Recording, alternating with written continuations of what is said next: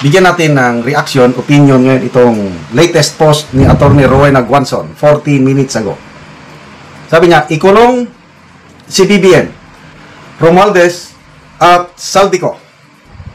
Hindi pwedeng isa lang sa kanila o dalawa. Dahil, sabi niya, may nag-utos dyan, isang nag-utos. May nagplano at may trumabaho. Tapos. So, ang tanong, ang trumabaho, sigurado si ano? Ang trumabaho, si Saldico. Based sa kanyang testimony, siyang gumalaw eh. So, may nag-utos, and then may nagplano. So, tatlo sila, BBM, Romualdez, Saldico. Ang trumabaho, si Saldico. Ang nag-utos, ang Pangulo. So, sinong nagplano? Si Romualdez ba? I don't know. Hindi naman klinaro ni Attorney Rowena Guanzon. Basta tatlo, ang gusto niyang ipakulong. Hindi pwedeng isa o dalawa, silang tatlo. Dahil sa nag-utos, nagplano, at trumabaho. So, ngayon, nagsalita na ang trumabaho. So, anong masasabi nyo? Agree ba kayo dito sa pahayag ni Senator Guanzon? Mangyayari ba ito? Well, magbasa tayo sa mga comments, ano? Okay, sandali comments. Bonso. Lahat ng nakinabang walang sasantuhin. Almira Mira. Ano ba naman to? Yes. Pakisali si First Lady. Ano naman ang kinalaman ni First Lady? Joseph Dimano. By far, the best post of the day. Mon Art. Lahat ng congressman na nakinabang sa nakawan, walang papalampasin lalo na ng mga maingay at kung sino-sino ang itinituro. Nover Villa Carlos. Dapat dyan di lang corruption ang kaso, multiple murder din, failure to deliver the projects. Reso Square, isama din yung asawa. Bakit napasama ang asawa? Okay. Ang tingin ko dito, opinion ko lang, walang makukulong ni isa man sa kanila. That's my view, analysis, point, walang makukulong. Bakit? Saldico, hindi naman yun babalik. Doon na yun. Kasi nga, ayaw man nilang pabalikin, ayaw man nilang i-cancel ang passport. I don't know kung itong pagsalita ni Saldico ay baka magbago ang pasya ng palasyo. Kasi nung nag-press con ang Pangulo, nung tinanong siya ng media, bakit hindi i-cancel ang passport ni Saldico? Ang sagot ng Pangulo wala pa namang kaso. Paano mo i-cancel?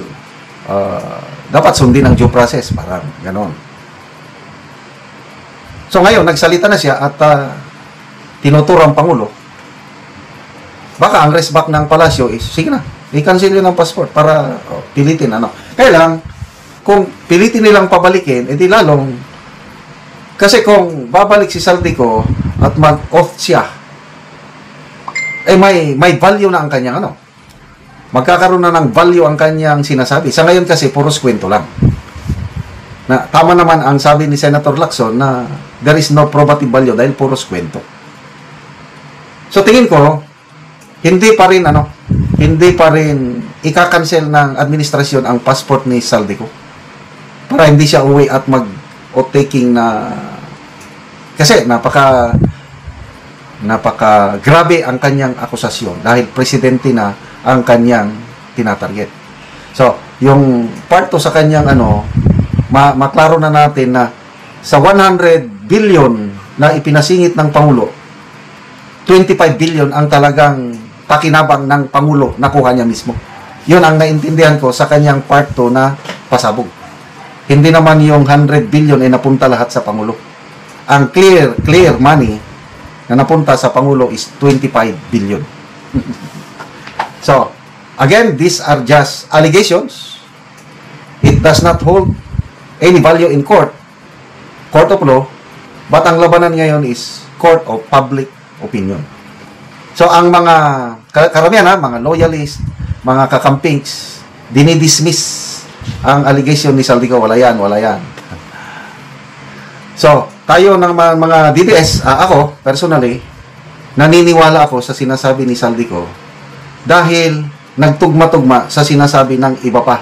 Lalo na yung sinasabi ni Orly Gutesa, sinasabi ng mga district engineers, ng mga contractors, pinatutuhanan ni Saldico. So, connecting the dots, yun na, pasabog ni Saldico. Kaya, noong una, naiinis o nagagalit ako kay Saldico. Ngayon, nandun na yung awa. Kasi, sa mga binabanggit, itong post ni Atty. Rowena Guanzon, may nag-utos, may nagplano, may nagtrabaho. So, si Saldico nagtrabaho lang, inutusan lang. So, sa tatlo, siya ang least guilty. Kaya, naawa na rin ako. Sana, nasa malabuting kalagayan palagi si Saldico para hintayin pa natin yung kanyang part 3. Baka may part 4, 5. Napaka-exciting na ngayon ang development sa political situation sa ating bansa. So, good luck sa iyo, Mr. Saldico. Yan natin ang reaction, opinion ngayon, itong post ng Manila Bulletin.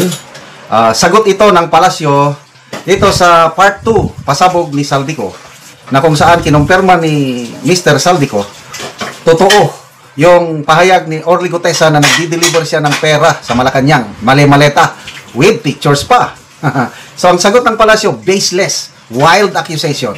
Tapos, hinimok si Saldico na pabalikin sa Pilipinas para mag-oath daw. Ano kayo, hilo? Pupunta si Saldico dito? No way. Pakinggan natin, then bigyan natin ng reaction. The accusations are completely without basis in fact. All charges leveled against the president are pure hearsay. Let us not forget, President Marcos Jr. himself exposed all these flood control anomalies and has taken numerous steps since to ensure that the guilty are brought to justice, the stolen wealth recovered, and the system is fixed to avoid any of this from happening again. Rep. Saldico should come back to the country and sign everything he said under oath with the proper judicial authorities. Thank you. Okay.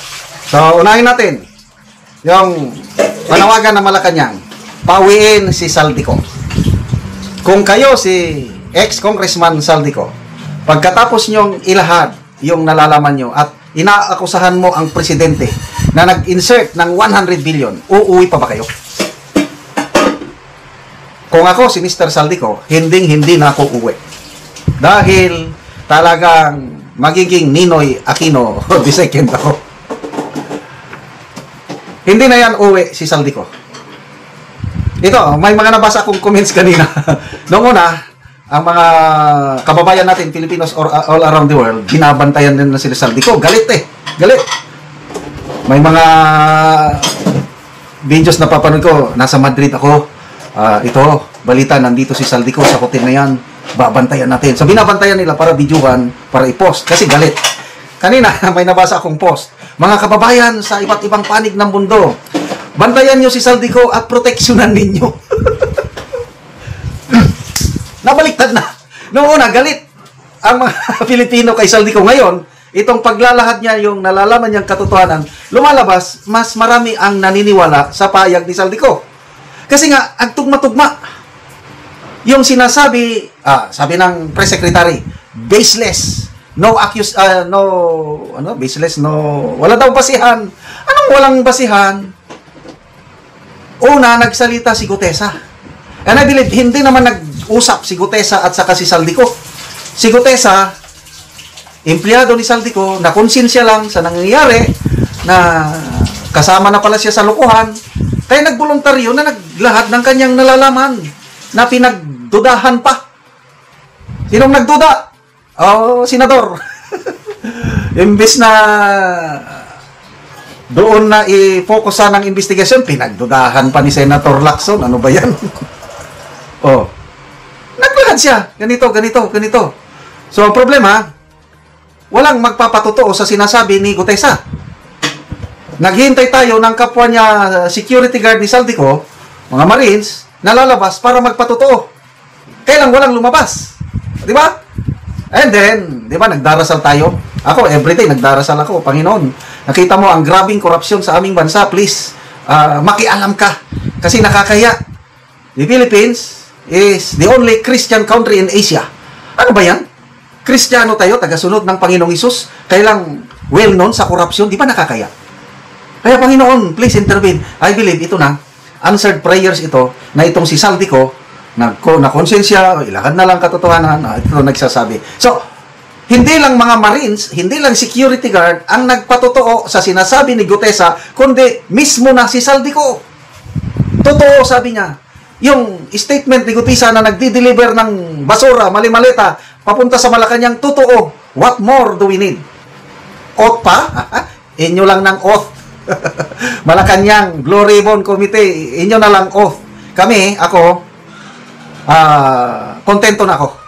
Maligaya na ako na nagsalita si Mr. Saldico at ngayon, kasama ko na sa prayers ko everyday na proteksyonan siya ng Panginoon. Yes!